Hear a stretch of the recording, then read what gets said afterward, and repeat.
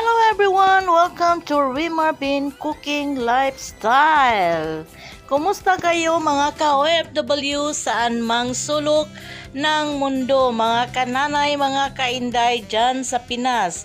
Sa araw na ito, ang inyong kusinera magluluto ng dilis. Gagawin nating masarap na recipe ang ating dilis. Una nating gawin, isangag muna natin ang ating dilis para maging malutong. Dito sa Middle East, minsan-minsan lang kami makakain ng mga ganito kasi bawal ang magluto dahil nangangamoy daw. Kaya pag wala ang amo, dumidiskarte ako na magluto para sa aking mga kasamahan at para sa amin na rin lahat. Dahil marami kami dito. Ayan, kaya gagawan ko sila ng masarap na pagkain. Ayan, sangag-sangag lang natin ang ating dilis hanggang maglutong. O pag ganito na ating dilis, iset aside natin yan. Sa hindi pa nakasubscribe sa ating channel, just click the subscribe button and notification bell para ma-notify kayo sa ating mga newly uploaded recipe. Pagkatapos nating ma-set aside ang ating dilis, isunod naman natin, iprito ang ating itlog. Gagawin lang natin itong parang scramble.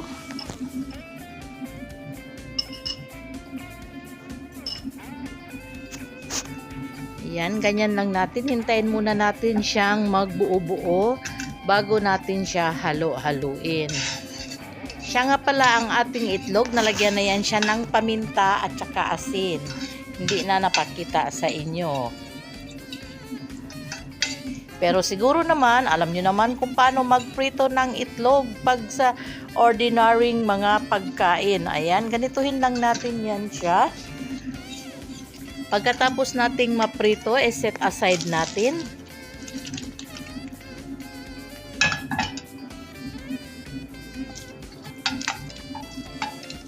Ayan, kunin natin lahat.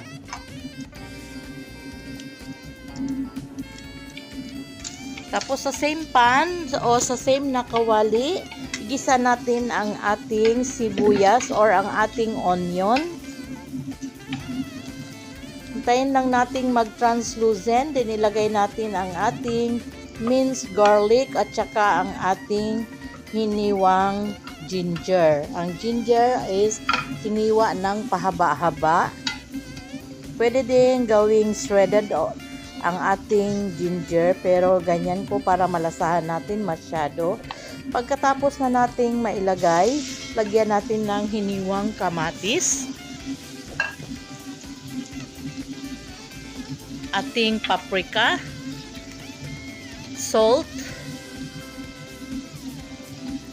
pepper,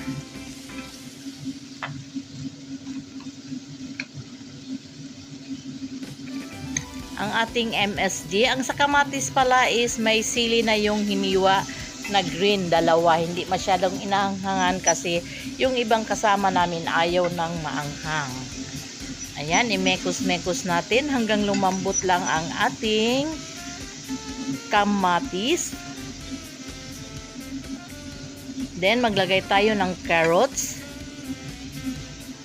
Pahaba-haba din ang ating carrots na hiniwa.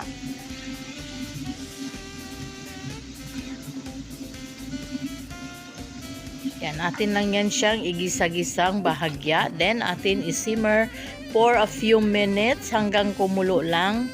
Then, atin lang ulit halu-haluin. Ang carrots is hindi naman kailangan masyadong luto dahil pwede nga yang makain ng hilaw. Then, isunod na natin ang ating hiniwang bell pepper na dalawang kulay. Depende kung gustong isang kulay lang, kung anong available sa kusina. Ako kasi yan, may kunting available kaya nilagay ko na lang para hindi masayang ang ating mga veggies. Pampalasa din yan at saka pampasarap. Sa puntong ito, magdagdag ako ng sesame oil. Ang sesame oil is pampadagdag or pampa-enchant flavor sa ating mga lutuin. Kahit anong luto na ginisa, pag nilagyan natin ng sesame oil, napakasarap ang ating ulam. Lalo na sa mga Chinese food, yan ang masarap na nilalagay nila. Ayan, atin lang imekos-mekos.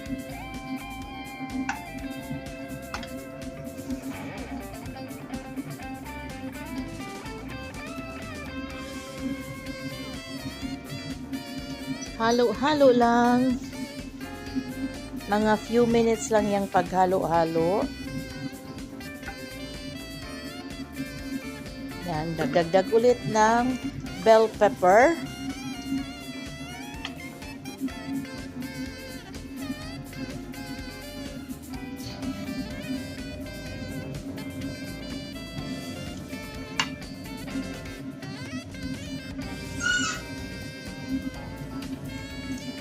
Ayan, sa puntong ito, ilalagay na natin ang ating sinangag na dilis. Pagkatapos halu-haluin natin yan siya hanggang ma-well combine ang ating dilis at saka ang ating bell pepper mixture or ang ating sauté vegetable. Ang ating iuntap dyan is ang ating itlog. Ang final touch natin is ang ating egg. Ayan, natin lang yan siyang iganyan, tapos magluto tayo ng puting kanin. Talagang mapapawaw na naman tayo nito sa sarap at maparami na naman ang ating kain. Taob na naman ang kaldero nito pag ito ang ulam. Lalo na sa probinsya, pag ulan-ulan, masama ang panahon, pagdating tong ulam is napakasarap. Ayan, sa puntong ito, inilagay na natin ang ating scrambled egg.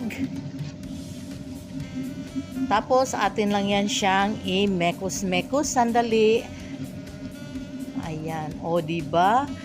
Ang sarap na ng ating dilis. Then, mag-sprinkle tayo ng spring onion. Optional lang ang pag-sprinkle ng ating spring onion. Kung wala naman, is okay lang. Simmer natin ng ilang minuto, then ready to serve na ang ating dilis and egg. Ayan, dito natin yan siya ilalagay at isi-serve na natin sa ating hapagkainan. O, diba? Dilis lang yan pero pinasarap, pinayummy at pinakrunchy.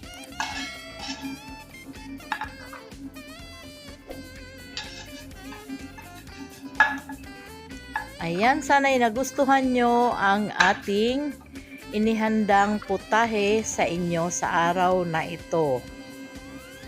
Ayan. O, diba? Super sarap. Tapos, lagyan ulit natin yan ng spring onion sa taas.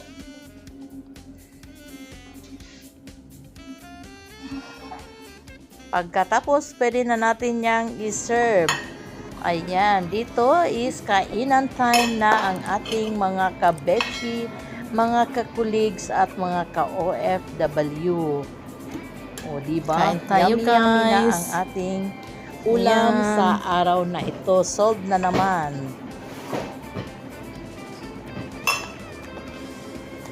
Egg with dilis. At saka may sauce pa yan siya. O, diba? Super sarap.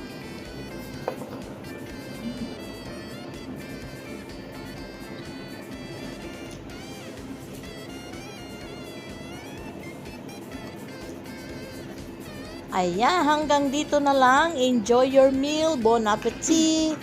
Thanks for watching. Bye-bye. God bless and be safe. Bye-bye.